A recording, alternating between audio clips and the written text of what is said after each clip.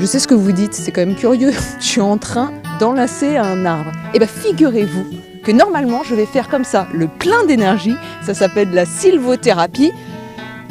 J'avoue être un petit peu sceptique quand même, j'ai juste l'air d'une dingue en fait quand je... T'es pas dingue, sauf qu'il faut pas le faire comme ça. Ah, c'est pas ça la sylvothérapie, c'est pas je fais un gros câlin à mon arbre et je suis bien. C'est le cliché, mais c'est pas ça, on l'embrasse pas, parce que s'il y a un frelon, il y a quoi que ce soit derrière, tu vas te faire piquer, c'est dommage. Tu vas te mettre à 2-3 mètres avec les mains comme ça, bien stable au niveau des pieds, tu vas bloquer ta langue sous le palais là-haut, tu vas fermer les yeux, et mentalement tu vas lui demander s'il veut bien se connecter à toi. Et tu vas voir, la réponse est immédiate. Si c'est oui, tu vas partir en avant, si c'est non, tu pars en arrière, vas-y. C'est un joli oui, ça. Donc maintenant, il t'a dit oui. Je dis oui, j'ai pas avancé. Vraiment parti en avant. Ah ouais? Ah oui. D'accord. Là, tu vas venir, mais pas en l'enlacer, tu vas mettre les deux mains contre l'arbre, là, et le front, ici. Alors regarde bien qu'il n'y ait pas non plus de bestiole. Le front, c'est le troisième œil. Donc l'énergie de l'arbre va passer par ta main gauche, va circuler partout dans ton corps, ressortir par la main droite. Il va travailler. Je peux te dire peut-être ce que j'ai ressenti. Au début, rien du tout. J'ai l'air complètement crétine, ma tête collée sur un arbre. En plus, ça fait mal, j'ai l'écorce dans le front. C'est juste super désagréable. C'est pas marqué châtaignier. C'est bon.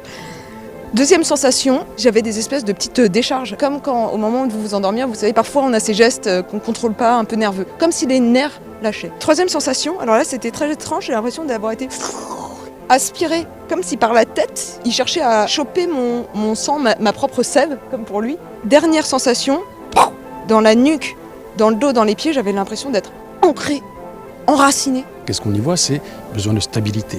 Les choses que tu as eues, c'est aussi trop d'énergie que tu as en toi, qu'on va aller décharger sur d'autres arbres. Mais l'arbre, lui, il capte tes émotions, il capte ce que tu es vraiment, il te renvoie des choses. Imaginons que moi, je vienne sur le châtaignier, j'ai un problème au foie, eh ben, il va me renvoyer une sensation uniquement là, pas ailleurs. Dans une sylvothérapie, une séance de 2-3 heures, on commence par être scanné et c'est à moi de travailler là-dessus, de dire tiens, en fonction de ce que tu as ressenti, je vais t'envoyer vers l'arbre qui va bien, qui va travailler là-dessus. J'ai bien compris que les arbres faisaient du bien, mais est-ce que les plantes peuvent nous faire du bien aussi? Et regarde, ce qu'on appelle les crosses là, que tu vas déguster. Je vais manger ça. Tu vas manger, c'est une crosse de fougère. Ça me donne pas très Une envie. Fougère aigle, hein. Tu vas mettre en bouche, tu vas mâcher gentiment et tu vas avaler, tu vas voir le goût. Petite amertume, hyper légère. Mais comme une noix, tu sais, avec la peau, c'est pas désagréable. Et donc là, ça va faire quoi? C'est des vitamines, un coup de mou en forêt, tu as des choses que tu peux déguster. Hein. Mais j'imagine qu'il y a différentes variétés de fougères, comment être sûr de ne pas me planter et de ne pas m'intoxiquer en fait. En forêt, c'est des fougères aigles. Mais il est marrant lui, comment je sais que c'est une fougère aigle ou une fougère je ne sais quoi? Je vais tirer une fougère, regarde la tête d'aigle que tu vois là, ah, que tu devines. Oui, on dirait effectivement une petite tête. Alors un aigle miniature. Miniature, oui, mais bon. Ah ouais, d'accord. Donc voilà. Une ortie, si t'es perdu en forêt, si tu manques d'énergie, t'as les orties, t'es sauvé. Ah non mais moi je touche pas aux orties, je vais me piquer. Tu vas voir comment les ramasser sans se piquer. Tu les pinces, tu vois, et tu montes vers le haut. Non mais attends, c'est génial. Je suis absolument pas piquée. Je vais les broyer pour casser les filaments urticants là. Tu veux aller jusqu'au bout? Normal. Et qu'est-ce que ça fait? Quelles sont les vertus de l'ortie sur l'organisme? Il y a plein de vitamines. Et Thierry, si jamais on se pique quand même avec les orties, il n'y a pas un petit remède dans la nature aussi?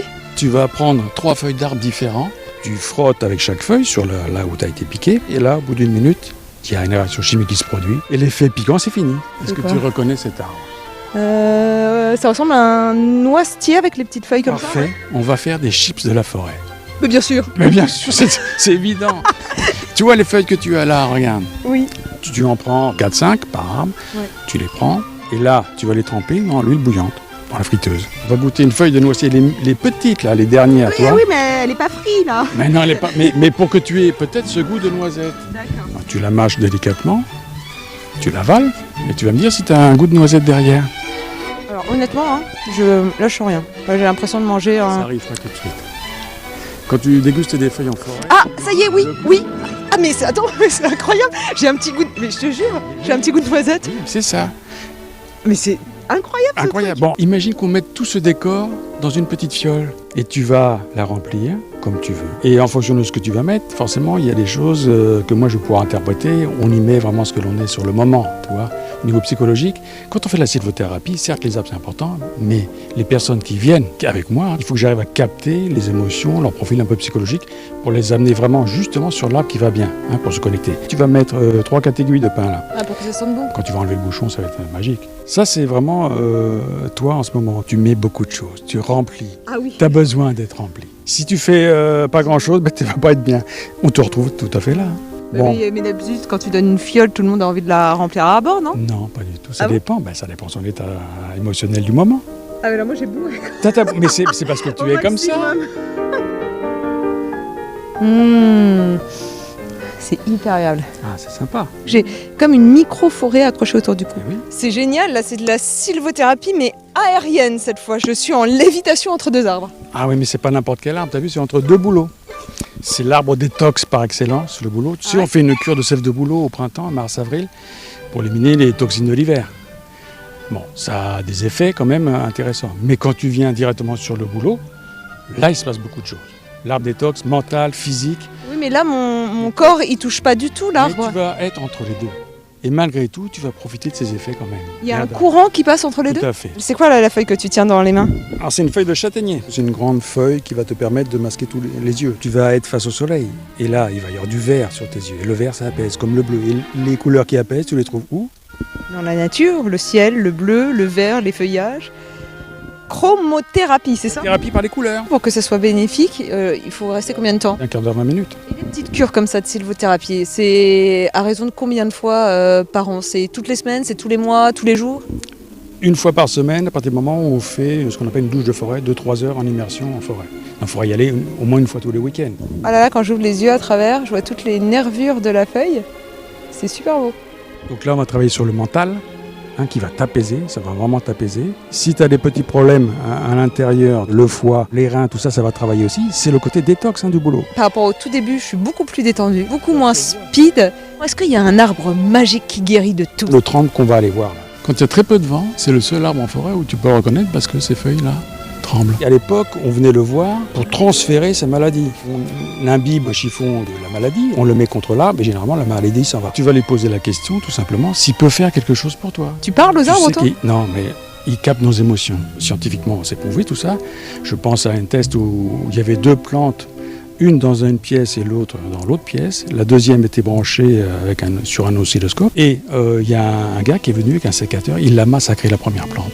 L'oscilloscope a bougé comme jamais. Du coup, ils ont poursuivi l'expérience, ils ont pris 3 autres personnes, plus celui qui avait massacré la première plante. Ils sont rentrés dans la deuxième pièce un par un. Ceux qui n'avaient rien fait, l'oscilloscope n'a pas bougé. Celui qui avait massacré la première, l'oscilloscope a bougé comme ça. Ah, c'est incroyable ton histoire. C'est presque du paranormal, on dirait comme ça. Et là, tu te dis, la communication existe vraiment au niveau des arbres. Donc ils captent nos émotions, ils arrivent à vraiment percevoir tout ce qu'il y a chez nous. Et c'est pour ça que quand on parle de dysfonctionnement, du métabolisme, l'énergie elle est réparatrice des dysfonctionnements. Et là tu vas en profiter en direct. J'ai pas eu l'impression que l'arbre m'aspirait, j'ai eu l'impression qu'il venait derrière moi. C'est très bizarre, comme une chape de chaleur qui venait m'entourer, comme une aile qui m'enveloppait. Plus un arbre nous appelle, plus il a des choses à nous donner. C'est pas innocent quoi. Il y a des fois on va dire tiens, est-ce que tu veux bien? Non, il se passe rien. Mais il n'a rien à donner. Ou alors on n'a pas besoin de lui. Regarde Ariane, ce que tu as au sol là. Du sable donc. Qui va te permettre de faire une petite séance de barefooting. Marcher pieds nus.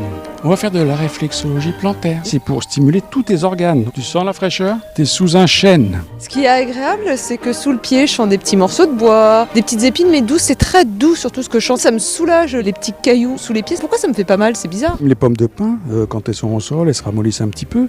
Les aiguilles de pin, pareil. Et tu profites du sable de Fontainebleau. Non mais attends, mais regarde. Rien. Oui, mais t'es bien. Oui, mais ça te stimule les organes, ça c'est bien. Attends, si tu permets, je vais quand même rouvrir les yeux, parce que je veux bien être stimulée au niveau de mes organes, mais faut pas exagérer. Mais est-ce que tous les arbres ont des vertus? Est-ce qu'il y en a pas qui sont nocifs pour nous? Il y en a qu'un qui est le monsonnier que tu trouves dans les îles, donc on n'aura pas ça sur Fontainebleau ni en France. Ouais. Mais tous les autres arbres de la forêt, chez nous, il n'y a pas de souci, ils ont des bienfaits. Dernière étape, pour se recharger en énergie, on va le faire auprès d'un chêne. Donc, comme pour les autres arbres, tu te mets à 2-3 mètres, tu fermes les yeux et mentalement tu lui demandes s'il veut bien te recharger. On va voir ce que ça donne.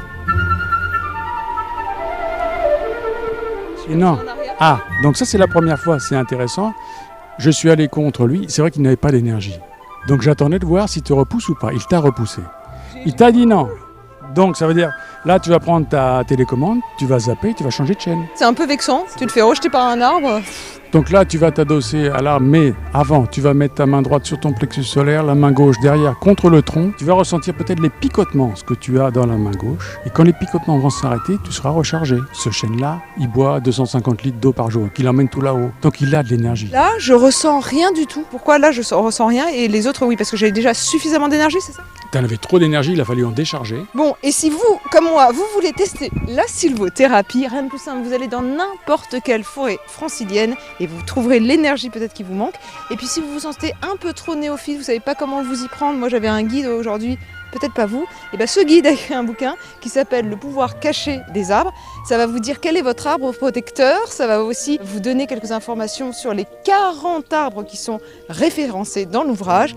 Moi je vous laisse, je profite encore de cette belle nature. Je vous dis à bientôt. Bye bye. Je vivais heureux, j'aurais jamais dû m'éloigner de mon arbre. Auprès de mon arbre, je vivais heureux, j'aurais jamais dû le quitter des yeux.